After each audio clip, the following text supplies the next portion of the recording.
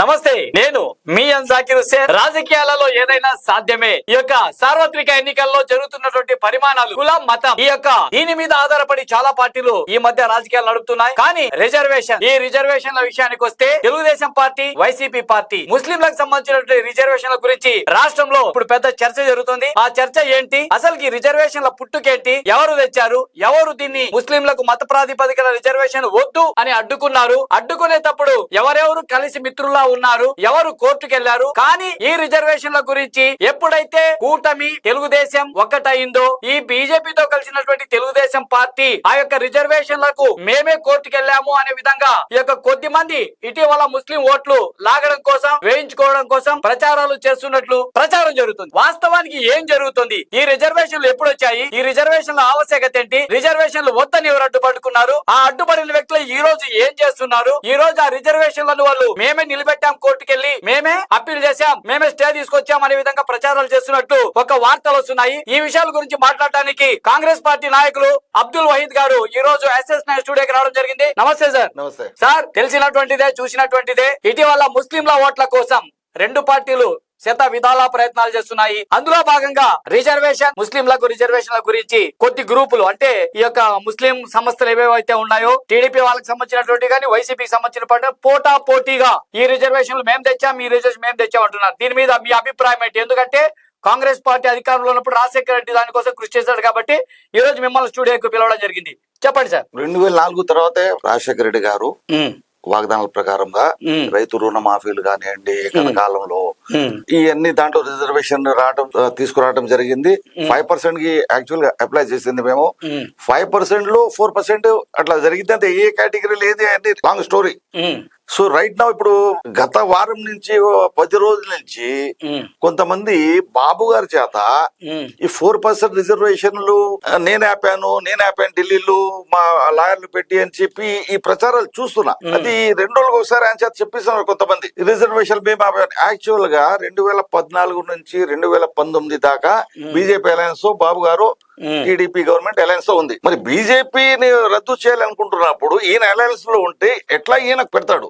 అది తెచ్చింది ఇచ్చింది కాంగ్రెస్ పార్టీ, పోరాడుతుంది కూడా కాంగ్రెస్ పార్టీ వీళ్ళ అగేన్స్ట్. సో అంటే ఎవరైతే ఇప్పుడు కాంగ్రెస్ పార్టీ తెచ్చినటువంటి రిజర్వేషన్లను బాగా వినండి సార్, రిజర్వేషన్లను తెలుగుదేశం పార్టీకి సంబంధించిన కొద్ది మంది నాయకులు వాళ్ళు ఏం చెప్తున్నారు, ప్రచారం కోసం 2024 ఓట్లు లాగడం కోసము, సో మేము మా చంద్రబాబు నాయుడు గారు దాన్ని నిలబెట్టి ఆపాడు, స్టే తీసుకొచ్చాడని చెప్తున్నారు. ఇదేనా మీరు చెప్పబోతుంది? అదే జరుగుతుంది కదా, అదే వింటా వస్తున్నాం కదా. చంద్రబాబు కూడా పాపం ఆయన వీళ్ళు చెప్పినట్టు కొంతమంది పెద్దలు చుట్టూ తిరిగి మత పెద్దలని చెప్పుకుని ఆయన చెప్పిస్తున్నాడు. ఈ రిజర్వేషన్ స్టే ఎగ్జాక్ట్లీ జరిగింది ఏంటంటే 2017 చివరిలో అనుకుంటా. నాకు తెలిసింది ఒక వారం 10 రోజుల్లో హియరింగ్ వస్తుంది సుప్రీం కోర్టులో. నాకు సమాచారం అంది. అప్పుడు నేను APCC general secretary state Congress కి, మీరు పిసిసి ప్రధాన కార్యదర్శి, నేను మన రఘువీరెడ్డి గారు పిసిసి ప్రెసిడెంట్. ఆయన గుంటూరు వచ్చిన సందర్భంలో నేను ఆయనకి చెప్పా, సార్ ఇట్లా నెక్స్ట్ వీక్ హియరింగ్ వస్తుందట సుప్రీం కోర్టులో. ఇది ఏ సంవత్సరం సార్? 2017 చివరిలో అనుకుంటా. ఓకే, ఇట్లా హియరింగ్ వస్తుందట. వీళ్ళు టీడీపీ బీజేపీ వాళ్ళు ఫైట్ చేసిన ఇది క్లోజ్ చేసేయండి అని చెప్పి, ఇది మన పార్టీ ఇచ్చింది కాబట్టి, రాజశేఖర రెడ్డి గారు ఇచ్చారు కాబట్టి మన పార్టీ ఇచ్చింది, మనమే పోరాడుతున్నాం కాంగ్రెస్ పార్టీ లాయర్ పెట్టుకుని. So we have to do something sir. అంటే కాంగ్రెస్ పార్టీనే లాయర్ ని పెట్టింది. స్టార్టింగ్ నుంచి వాళ్ళే పోరాడుతున్నారు, కాంగ్రెస్ పార్టీ వాళ్ళే పోరాడుతున్నారు కదా. అవును. ఇది ఇమీడియట్ గా రాత్రి 10:30 గంటలకి పిసిసి ప్రెసిడెంట్ గారు షబీర్ అలీ గారు ఫోన్ చేశారు. ఉమ్మడి ఆంధ్రాలో ఆయన డ్రాఫ్టింగ్ తయారు చేసింది 4% రిజర్వేషన్, ఆయన మైనారిటీ మినిస్టర్ ఉన్నప్పుడు షబీర్ అలీ గారు, ఇప్పుడు తెలంగాణ. సో ఆయనకి ఫోన్ చేస్తే ఇట్లా ఉంటా షబీర్ ఇట్లా సంగతి అంటే ఆయన ఏం చేశారు, అవునన్నా నెక్స్ట్ వీక్ హియరింగ్ వస్తుంది, మరి ఎట్లా ఇది వెళ్దాం, మనం ఇచ్చింది కదా, మరి ఒకసారి అక్కడికి ఢిల్లీ వెళ్ళి మనం ఇచ్చేద్దాం అంటే ఇమీడియట్ గా next day morning Rahul Gandhi గారి దగ్గర అపాయింట్మెంట్ తీసుకున్నారు. 3-4 డేస్ దొరికింది మాకు. ఆంధ్ర నుంచి నేను ఫోటో కూడా పెడతాను. ఆంధ్ర నుంచి పిసిసి ప్రెసిడెంట్ రఘువీరారెడ్డి గారు, మస్తాన్ వలి గారు, జేడి శీలం గారు, దాని తర్వాత మన కేవీపీ గారు, దిగ్విజయ్ సింగ్ గారు, అహ్మదుల్లా గారు, మాజీ మంత్రి, ఇలా కొంతమంది పెద్దలు కలిసి అందరం వెళ్ళాం. అంత మొత్తం డిస్కస్ చేసాము. ఒక 1/2 అవర్ 40 మినిట్స్ దాకా మేము మాట్లాడాము. రాహుల్ గాంధీ ఇంటికి పోయి, సార్ ఇట్లా జరుగుతుంది, మరి మన ప్రభుత్వం ఇచ్చారు, మనమే ఫైట్ చేస్తున్నాము, నెక్స్ట్ వీక్ హియరింగ్ వస్తుందంట, మరి దీనికి ఆపాలి, మనం స్టే తీసుకురావాలంటే రాహుల్ గాంధీ గారు అప్పటికప్పుడు మా ముందు ఫోన్ చేసి మన లాయర్లకి ఎవరు సల్మాన్ ఖుర్షీద్ తర్వాత కపిల్ సిబల్ అనుకుంటా ఈ ఇద్దరు ముగ్గురు లాయర్లకి మన Yes, హై లెవెల్ లాయర్లకి ఏఐసిసి లో 4 o'clock మీటింగ్ అరేంజ్ చేసి ఏఐసిసి హెడ్ క్వార్టర్స్ లో 4 మీటింగ్ అరేంజ్ చేసి మీ అందరికి లంచ్ చేసుకుని వెళ్ళి దాంతో కూర్చొని ఈ డ్రాఫ్టింగ్ మొత్తం షబీర్ అలీ గారు తీసుకొచ్చారు. వీళ్ళు 2 days లో ఉందనుకుంటా హియరింగ్ స్టే తీసుకొచ్చారు. అది చేసింది కాంగ్రెస్ పార్టీ. ఇప్పుడు ఒక గత 10-15 రోజుల నుంచి అది మేము బాబు గారు స్టే తీసుకొచ్చారు అని ఆయనతో చెప్పించి బయటకు వచ్చి కూడా ప్రచారం చేపిస్తున్నారు. టీడీపీ సంబంధించిన వాళ్ళు కొంతమంది. అది తప్పున్నర, అది అబద్ధం. అది ఏమండి బీజేపీ వద్దు అని అప్పుడు చెప్తుంది, ఇప్పుడు చెప్తుంది. అలయన్స్ లో బాబు అప్పుడు ఉన్నాడు, ఇప్పుడు ఉన్నాడు. ఏ విధంగా నువ్వు ఎదుర్కొంటావు చెప్తున్నావు. ఇంకా అంత ధైర్యం ఉంది అసలు? నువ్వు ఎదుర్కొంటావా? బీజేపీ కాదు రద్దు చేపిస్తావా? అసలు అంత దమ్ముందా వీళ్ళకి ఎవరికన్నా? మరి ఈ రిజర్వేషన్ల గురించి చరిత్ర తెలియకుండా మైనార్టీ సంఘాలు, గుంటూరుకు విజయవాడకు సంబంధించిన మైనార్టీ సంఘాలు కొద్దిమంది రాష్ట్ర వ్యాప్తంగా ఈ ప్రచారం చేస్తున్నారు. బాబు గారే దీన్ని స్టే తీసుకొచ్చి నిలబెట్టాడు అని. మరి అలాంటప్పుడు మీరు ఎందుకు కౌంటర్ ఇవ్వలేకపోయారు? అదే విధంగా మీడియా అంటే మీడియా వాళ్ళకు కూడా నాలెడ్జ్ ఉంటుంది కదా అంతో ఎంతో. ఆ మీడియా ఎందుకు దీన్ని ప్రశ్నించలేకపోతుంది? ఎందుకు దీని గురించి తెలుసుకోలేకపోతుంది? ఇప్పుడు మీడియా అంతా బిజీ. ఇప్పుడు లాస్ట్ 1 week ఎలక్షన్ కదండి, ఎవరు వాళ్ళు బిజీ, అందరు బిజీ, ఆల్ మీడియా బిజీ, లీడర్లు బిజీ. నాకు ఈ న్యూస్ విన్న తర్వాత లేదు ఇది బయటకు తీసుకురావాలి, బికాస్ ఐఎమ్ ద రీజన్. నేను కారణం దానికి. మీరు ఉన్నారు అప్పట్లో. నేనే గుర్తు చేసి అయ్యా రేపు నెక్స్ట్ వీక్ హీరింగ్ వస్తుంది నేను చెప్పాను. రఘువీరారెడ్డి గారు ఎవరైనా కనుక్కోవచ్చు, మస్తానల్లు గారికి ఆయన కనుక్కోవచ్చు, జేడీసీఎం కనుక్కోవచ్చు. నేను అప్పుడప్పుడు చెప్తే ఆయన ఫోన్ చేసి కారణం నేనే. ఓకే, అది ఏదైనా నేను రికార్డు చూపిస్తాను. నేను వీళ్ళు అబద్ధం చెప్తున్నారు, వీళ్ళు చెప్పిస్తున్నారు, ఆయన చెప్తున్నాడు. 5-6 రోజులు కదా, అది నిజమా అబద్ధమా ఆలోచించే టైం లేదు జనాల దగ్గర. ఈ అబద్ధాలు ప్రచారం చేస్తున్నాడు అని చెప్పి 10 మందికి వచ్చినా సరే అని చెప్పి నేను ఇక్కడ రావడం జరిగింది. బీజేపీ ససేమీర అప్పుడు చెప్పింది, ఇప్పుడు చెప్పింది. ఈ బాబు ఎవరికి ఎప్పుడు కావాలో మీకు తెలుసు, అనుకూలంగా స్వార్థం తప్పు వేరేది లేదు. ఇప్పుడు డూ ఆర్ డే సిచ్యువేషన్ ఆయనకి ఎలక్షన్. సో ఈ అబద్ధాలు తీసుకొచ్చి బాబు గారి ద్వారా చెప్పించి కొంతమంది మత పెద్దల ముసుగులో ముస్లింలకి డైవర్ట్ చేయాలని ప్రయత్నాలు చేస్తున్నారు. వాళ్ళకి మభ్య పెట్టడానికి ట్రై చేస్తున్నారు, వాళ్ళకి మోసం చేస్తున్నారు. క్లియర్ కట్ చెప్పాలంటే అంటే మీరు చెప్తున్నది ఏంటంటే బాబు గారిని డైవర్షన్ చేసి, సార్ ఈ విధంగా మీరు చేస్తే ముస్లింల ఓట్లు మీకు రావడానికి అవకాశం ఉంటుంది. సో ఎందుకంటే బీజేపీతో టైఅప్ అయింది కాబట్టి బీజేపీ నిష్పక్షపాతంగా స్ట్రైట్ గా చెప్తుంది ముస్లింలకు రిజర్వేషన్లు తీసేస్తాను, ఆ రిజర్వేషన్లను తీసేసి ఎస్సీ ఎస్టీ బీసీలకు పంచుతామంటుంది. అటువంటి తరుణంలో కూటమిలో బీజేపీ వచ్చి చేరింది కాబట్టి దీనివల్ల తెలుగుదేశం పార్టీకి ముస్లిం మైనార్టీలు ఓటు వేయరు, అదే క్రిస్టియన్ మైనార్టీలు ఓట్లు వేయరు. కాబట్టి ఆ ఓట్ల కోసం కొద్దిమంది చంద్రబాబు నాయుడు దృష్టిలో పడడం కోసం, ఆయన యొక్క మెప్పు పొందడం కోసం డ్రామా ఆడుతున్నట్లుగా మన వహీద్ గారు చెప్తున్నారు. సార్ ఒకటి, మరి అలాంటప్పుడు కాంగ్రెస్ అధిష్టానం రాష్ట్రంలో ఉంది కదా, వాళ్ళు ఎందుకు దీన్ని ఖండించలేకపోతున్నారు? మీరెందుకు ఎందుకంటే మేము చూసాం, అబ్జర్వ్ చేసాం, మీలో తపన కాంగ్రెస్ ఇచ్చిన దాన్ని అబద్ధాలతో దీన్ని ప్రచారం చేస్తున్నారు. దాన్ని ఏ విధంగా సార్ ఖండించాలని చెప్పి మీరు చాలా సార్లు మాకు మీడియాకి అప్రోచ్ కావడం జరిగింది. సో చాలా సంతోషం కాదనము. ఈ విషయాన్ని మీరు ఎందుకు మీ అధిష్టానం దృష్టికి తీసుకెళ్లట్లేదు? ఇప్పుడు అంతా టైం లేదండి. ఫైనల్ గా ఒక్కరోజు కదా, ఒక్కరోజే 2 రోజుల నుంచి నేను కొంచెం వేరే పనులు బిజీ ఉండి వద్దామని 2 రోజుల్లో 10 మంది ఉన్నా వింటారని చెప్పి ఈ అబద్ధాలు చేస్తున్నారు, చేపిస్తున్నారు. కొంతమంది బాబు గారికి చెప్పి ఆయన కూడా హ్యాపీగా చెప్పేస్తున్నాడు, ఓట్లు కావాలి, గెలవాలి, అంతే కదా. అది జరగని పని. అబద్ధాలు నువ్వు ఎట్లా అలయన్స్ లో ఉండి స్టే తీసుకొచ్చాను, ఎంత పెద్ద అబద్ధాలు బ్లెండర్ మాట్లాడుతున్నావే. ఆయన ఒక మాజీ సీఎం గారు, సుదీర్ఘమైనటువంటి అనుభవం ఉంది రాజకీయాలలో. వీళ్ళు నిన్న మొన్న వచ్చినటువంటి యొక్క సంస్థల నాయకులని చెప్పే వాళ్ళ మాటలు, అంత సీనియర్ నాయకుడు ఏ విధంగా ఫాలో అవుతాడు సార్? ఏ విధంగా చెప్తాడు సార్? ప్రజలకు తెలియదా? మేధావులకు తెలియదా? ప్రజా సంఘాలు తెలియదా? కాంగ్రెస్ పార్టీకి తెలియదా? ప్రతిపక్ష పార్టీలకు తెలియదా? ఏ విధంగా చెప్తారు సార్? నేను చెప్తాను కదా. ఇప్పుడు మీరే ఎందుకు వచ్చారంటే I'm the reason for that stay అని నేను గర్వంగా చెప్తాను అందరికి. నేను రీజను రఘువీరారెడ్డి గారు ఉన్నారు, కనుక్కోండి, కావాలంటే కేవీపీ గారు ఉన్నారు, కనుక్కోండి. సో ఇది ప్రచారం అబద్ధం అని కొంతమందికి తెలవాలి. అది ఇప్పుడు ఈ ఎలక్షన్ డూ ఆర్ డై అండి ఇద్దరికి. ఓకే, సో ఈయనకి మరి అది కూడా అయింది. బీజేపీ అలయన్స్ లో చచ్చిపోతున్నాడు, ఏటో చెప్పలేక. సో ఏదో అబద్ధాలు ఇప్పుడు చెప్తారు కదా, దేర్ ఇస్ సామెత కదా, లవ్ అండ్ వార్ లో అని చెప్తారు కదా. సో వార్ లో కానీ ఇది కానివ్వండి, ఎలక్షన్ గెలవాలి. ఈ ఎలక్షన్ కోసం 4 అబద్ధాలు చెప్తే ఏమైంది? జనాలు వింటారో లేదో. కనీసం ఈ మెసేజ్ ముస్లింస్ పోతుంది. ముస్లింస్ ఆలోచన బిజీ ఉంటారు. సరే అందరూ ఎలక్షన్ లో ఉన్నారు. ఇది మళ్ళీ చెప్తున్నాను, ఇది ఈ స్టే తీసుకురావడానికి కారణం అబ్దుల్ వహీద్ గుంటూరు అండి. ఇది బాబుకు సంబంధం లేదు. బాబు గారి చంద్రబాబు గారు బీజేపీ 2014 నుంచి 19 నుంచి అలయన్స్ లో ఉండి వాళ్ళ లాయర్లు పెట్టి ఇది ఖతం చేపించాలి, 4% ముస్లిం రిజర్వేషన్లు ఖతం చేపించాలని వాళ్ళ లాయర్లు పెట్టి పోరాడించి గత 10 రోజుల తర్వాత ఇలా అబద్ధాలు చెప్తున్నారు, చెప్పిస్తున్నారు. ఆయన చెప్పేస్తున్నాడు, ఇలా నా మాటలు నమ్మొద్దండి, అది నేను రఘువీరెడ్డి గారు మీ అందరం కలిసి ఢిల్లీ వెళ్ళి రాహుల్ గాంధీకి చెప్పి మా లాయర్లకు పిలిపించి ఆల్రెడీ వాళ్ళని టేకప్ చేస్తున్నారు, మళ్ళీ పిలిపించి స్పెషల్ గా మళ్ళీ స్టే తీసుకొచ్చేందుకు కారణం కాంగ్రెస్ పార్టీ, నేను మా రఘువీరెడ్డి గారు అందరు లీడర్లు కలిసి స్టే తీసుకొచ్చి అది నడుస్తుంది. అంటే ఇప్పుడు ఇప్పటికీ దానికి సంబంధించినటువంటి సుప్రీంకోర్టులో జరుగుతుంది. మాదే మేమే చూస్తున్నాం, కాంగ్రెస్ పార్టీనే చూస్తుంది. కాంగ్రెస్ పార్టీ లాయర్లే కదా, అవును, వాళ్ళు టేకింగ్ కేర్. నాకు ఎందుకు వాళ్ళు చూసుకుంటే అయినా నేను రఘువీరెడ్డి గారికి చెప్పి అయ్యా వెళ్దాం పదండి అయ్యా, పిల్లల నోట్లు మట్టి పడింది, 4% డాక్టర్లు ఇంజనీర్ చదువుకుంటారు, ఉద్యోగాలు వచ్చినా లేకపోతే తర్వాత కదా. అవును, ఇవాళ ఇంతమంది నేను చెప్పేది ఇవాళ కేవలం ఆ కాంగ్రెస్ పార్టీ ఇచ్చిన 4% లో ప్రతి ఇంట్లో డాక్టర్ ఇంజనీర్ వచ్చారండి. అది గుర్తు పెట్టుకోండి మీరు.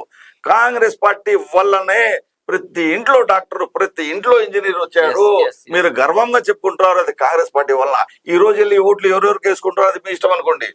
సో ఇప్పుడైనా గమనించండి, ఇది టీడీపీకి సంబంధం లేదు, ఆ స్టే తీసుకొచ్చిన సంబంధం నాది, కాంగ్రెస్ పార్టీది. వాస్తవానికి చెప్పాలంటే ఏదైతే రాష్ట్రంలో ముస్లిం రిజర్వేషన్ సంబంధించి ఒక చర్చ జరుగుతుంది. వైసీపీ ఓ పక్క, మరో పక్క టీడీపీకి అయితే డైరెక్ట్ చంద్రబాబు నాయుడుతోనే కొద్ది మంది యొక్క అబద్ధపు ప్రచారాలు చేస్తున్నారు, అంత పెద్ద సీనియారిటీ ఉన్నటువంటి నాయకులు.